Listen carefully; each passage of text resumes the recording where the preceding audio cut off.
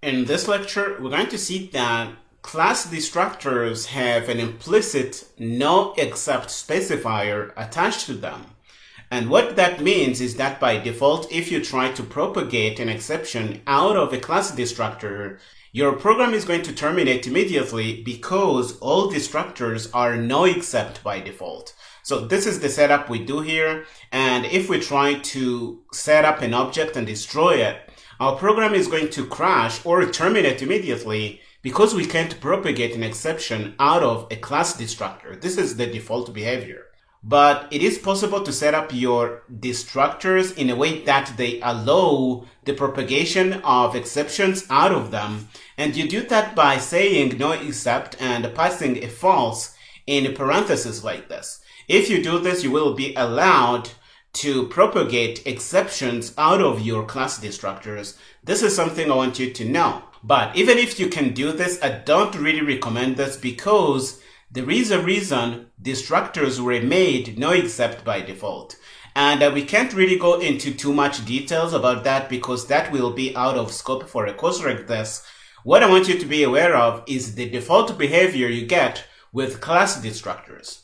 Now that you know this, we're going to head over to Visual Studio Code and play with this a little more. Here we are in our working folder. The current project is exceptions in destructors. We are going to grab our template files pretty quick. Let's do that. Let's put this in, and we are going to open this little guy in Visual Studio Code by dragging and dropping here. This is going to give us our main CPP file. Let's clean this up a little bit.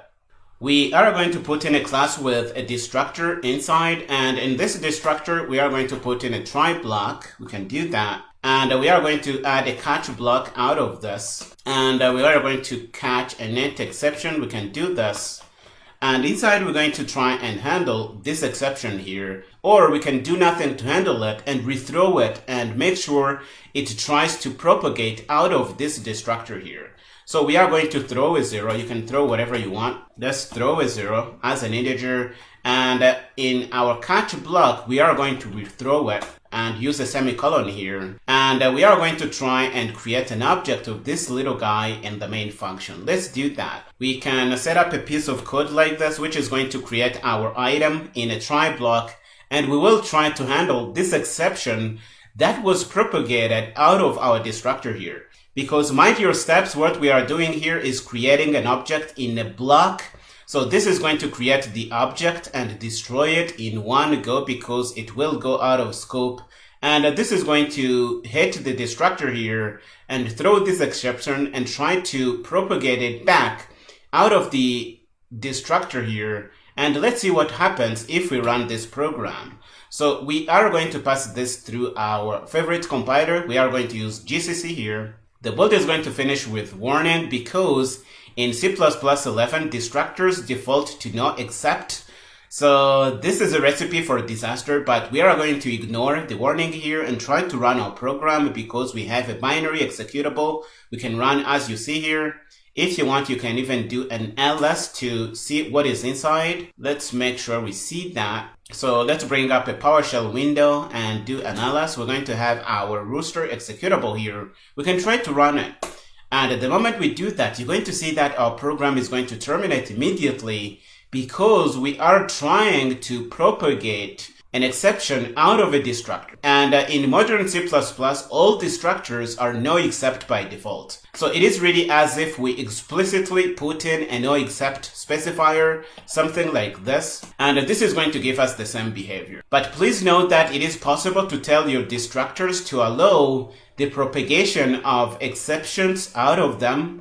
And it is the syntax we saw in the slide. So we can put a pair of parentheses and say false here. And this is going to allow this to work.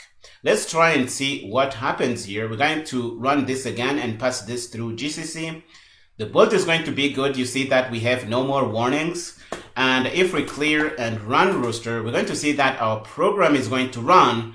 And the exception we throw in our try block is going to be caught in main, and our program is going to end properly. So let's put in an stdc out and say end here. You're going to see that this is going to run to completion, and we will see our end message. This is what I want you to see here, we run rooster and our program is going to end as you see here. So it is possible to tell your destructors to allow the propagation of exceptions out of them, but by default, all destructors are going to be no except. So if we try to do something like this, our program is going to terminate immediately because what we are doing in main is creating an object on the stack. And at the moment we go out of this block, we will call the destructor for item, and this is going to throw an exception. We are going to catch that in this catch block, and we will rethrow it at line 10 here. And this is going to be our offending line. The moment your C++ program sees that you are throwing an exception out of a no except destructor, the program is going to terminate immediately, and this is the result we see here. Let's try and run again. Let's pass this through GCC to make sure we get this behavior. We have a warning, so you should be careful about this. But if we ignore the warning and still run our program, we are going to terminate immediately because we have an unhandled or an unrecoverable error in our program. This is something I want you to be aware of here.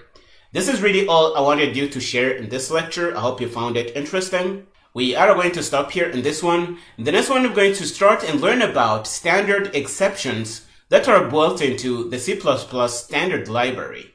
Go ahead and finish up here and meet me there.